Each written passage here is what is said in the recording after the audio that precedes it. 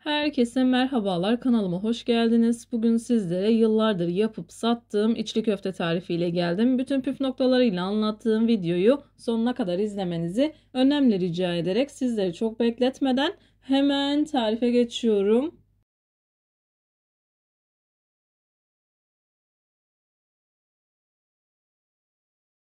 Tarifine hamurunu hazırlamakla başlıyorum. İç harcını bir gece öncesinden hazırlayabilirsiniz. Videonun altındaki açıklama kısmına malzeme miktarını mutlaka ekleyeceğim. Tarifim için çiğ köfte tepsisinin içerisine 5 bardak kadar bulgur, 1 bardak irmik ekliyorum. 1 yemek kaşığı pul biber, 1 yemek kaşığı kadar da tuz ekliyorum. İsteğe bağlı olarak 1 bardak kitel bulgur ekleyebilirsiniz. İsterseniz markalarını verebilirim. Videonun altındaki açıklama kısmından yazarsanız. Malzemelerimi şöyle bir karıştırıyorum. İyice karıştırdıktan sonra yaklaşık 2,5 bardak kadar sıcak su ekliyorum. Kaynayıp 5 dakika kadar beklemesi yeterli olacaktır. Direkt kaynar kaynar döktüğünüz zaman bulgurlar çok fazla şişebiliyor. Kıvamını almakta zorlanabiliyor.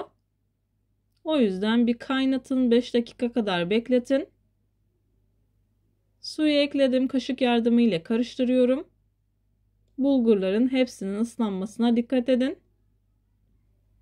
İyice ıslandıktan sonra toparlıyorum. Toparladıktan sonra üzerini kapatıyorum. Bu şekilde yarım saat kadar dinlendiriyorum.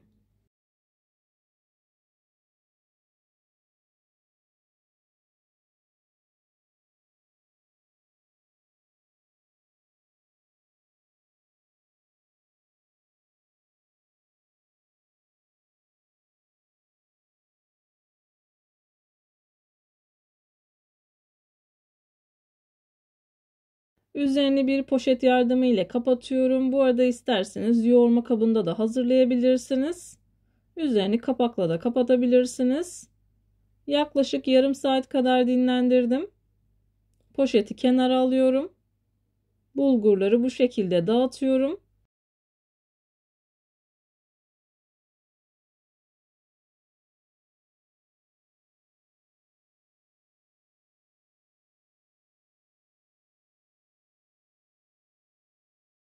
Bulgurları elimle açtıktan sonra diğer malzemelerimi ekliyorum. Eğer ilk defa yapıyorsanız 2 adet yumurta kullanabilirsiniz. Ben bir tane yumurta kullanacağım. Yumurtanın ve irmiğin yapıştırıcı özelliği olduğu için eğer kendinize güvenmiyorsanız, çok iyi yoğuramam diyorsanız 2 tane yumurta kullanın.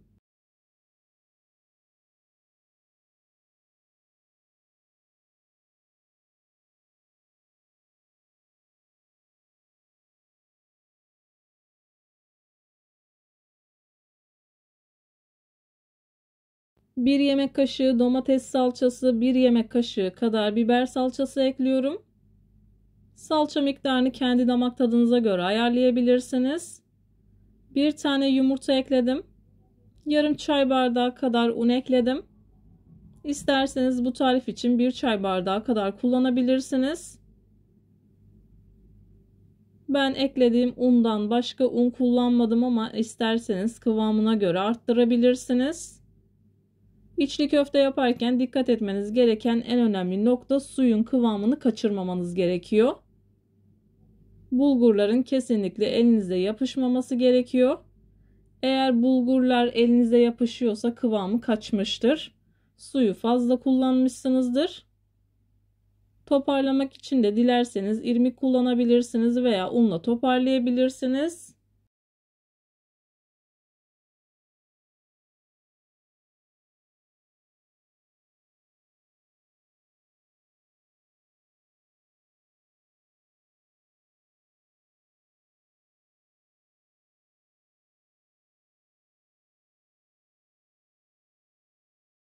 Suyu az az alarak elimi ıslatıyorum. Hamurumu yoğurmaya devam ediyorum. İlk etapta suyu biraz bol kullanabilirsiniz. Hamur yavaş yavaş toparlanmaya başladıktan sonra sadece elinizi ıslatmanız yeterli olacaktır.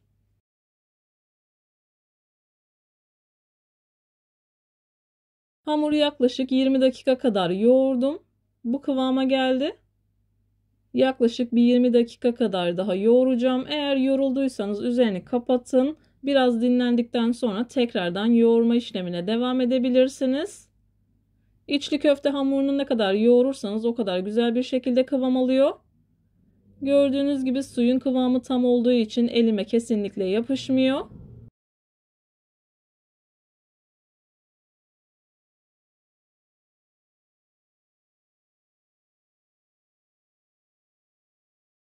Videomu tam da buraya kadar izlediyseniz her zaman olduğu gibi sizlerden ricam yoruma kalp olur, emoji olur veya tarifim hakkında farklı bir fikriniz varsa bunu da benimle paylaşabilirsiniz. Ayrıca videolarımı sevdiğiniz kişilerle de paylaşarak bana bu şekilde destek olabilirsiniz.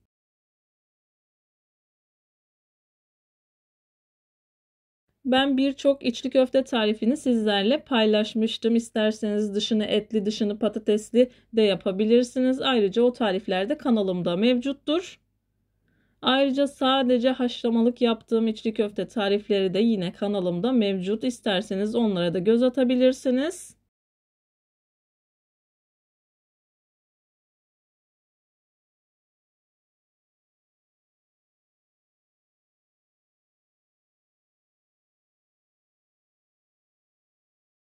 Yoğurma kısmını ayrıntılı bir şekilde göstermek istedim. Dilerseniz bu aşamaları hızlı bir şekilde atlayabilirsiniz. Bu arada ben bu videoda iç harcını hazırlamadım ama dilerseniz yine videonun altındaki açıklama kısmına mutlaka link ekleyeceğim. Oradan tıklayıp izleyebilirsiniz. Bu hamur için yaklaşık 1 kilo kadar kıyma kullandım. Yarım kilo soğan kullandım. Ceviz kullandım. Maydanoz isteğe bağlı olarak kullanabilirsiniz. Baharat olarak da tuz, pul biber ve karabiber kullandım. Ayrıca isterseniz reyhan da kullanabilirsiniz. Hemen hamurun kıvamını göstermek istiyorum. Hamurdan bir parça aldım. Elimle yuvarladıktan sonra silindir şekline getiriyorum. Parmağımı çok az suya batırıyorum. İlk olarak avucuma sürdükten sonra yavaş yavaş hamurunu açıyorum. Bu aşamaları çok fazla hızlandırmadım ilk defa deneyecek olanlar için. Dediğim gibi isterseniz hızlı bir şekilde atlayabilirsiniz. Her bir içli köftenin içerisine yaklaşık 1 yemek kaşığı dolusu iç giriyor. İç harcını koyduktan sonra yavaş yavaş çevirerek kapatıyorum. Hamur elinize yapışıyorsa elinizi çok az ıslatabilirsiniz. Birkaç damla suyla ıslatmanız yeterli olacaktır. Sadece elinize yapışmasını engelleyin. İçli köfte hamurunu hazırladıktan sonra açması, kapatması en kolay kısmı. Önemli olan hamurunu tutturmak. Bu hamurla yaptığınız içli köfteler gerçekten çok güzel oluyor. Aynı zamanda çok lezzetli oluyor. Videolarımda yapmış olduğum tariflerin elimden geldiği kadarıyla püf noktalarını vermeye çalışıyorum. Ama yine de aklınıza takılan herhangi bir şey olursa yorumlara yazarsanız gördüğüm zaman sizlere dönüş sağlarım. Yine aynı zamanda videonun altındaki açıklama kısmına malzeme listesini tam not olarak ekleyeceğim. Dilerseniz oradan da bakabilirsiniz.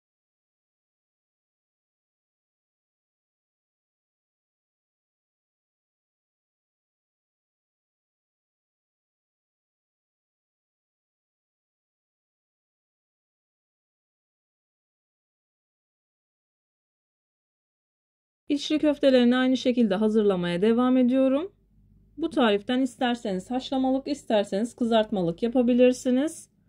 Ayrıca farklı şekillerde de hazırladığım içli köfte tariflerine de yine kanalımdan ulaşabilirsiniz. Tariflerimi gönül rahatlığı ile deneyebilirsiniz. Beğenmediğim, defalarca kez uygulamadığım hiçbir tarifi kanalımda yayınlamıyorum. Kete tarifleri, baklava tarifleri, su böreği tarifi, mantı tarifi, daha aklıma gelmeyen birçok hamur işi tarifine de yine kanalımdan ulaşabilirsiniz.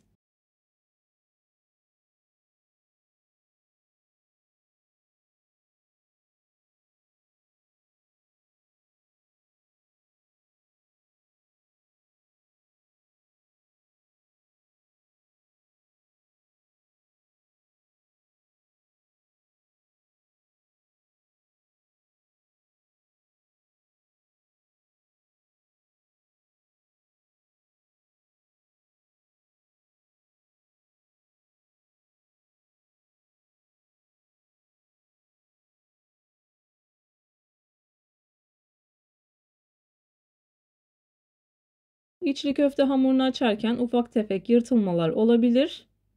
İç harcını koyduktan sonra yavaş yavaş kapatırken o yırtılan yerleri de kapatabilirsiniz.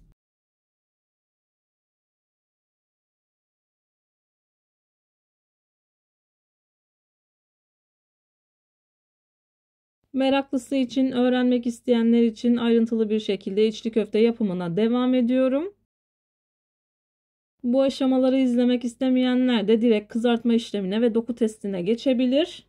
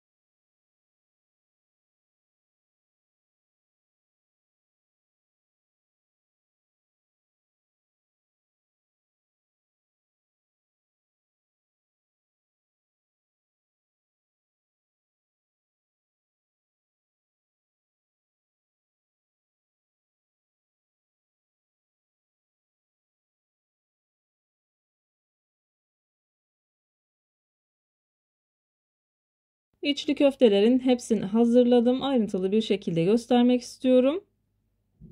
Eğer donduracaksanız bu şekilde bir tepsinin üzerine alın. Daha sonra biraz kuruduktan sonra uygun bir tepsiye yerleştirip dondurucuya koyun. Bir yarım saat kadar beklettikten sonra buzdolabı poşetlerinin içerisine alabilirsiniz.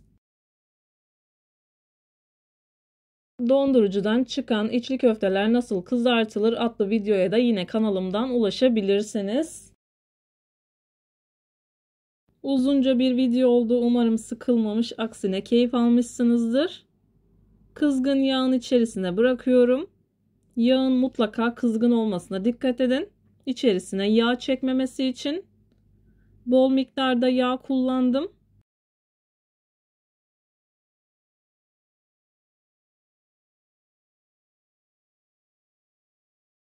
İçli köfte hamuru güzel yoğrulduğu zaman kesinlikle patlama, çatlama olmuyor. Bu şekilde güzel bir şekilde kızarıyor. Sizler için doku testine geçiyorum. Sizler içli köftenin güzelliğini izlerken bu arada ben de videomun sonuna gelmek üzereyim. Sizlere veda edeyim.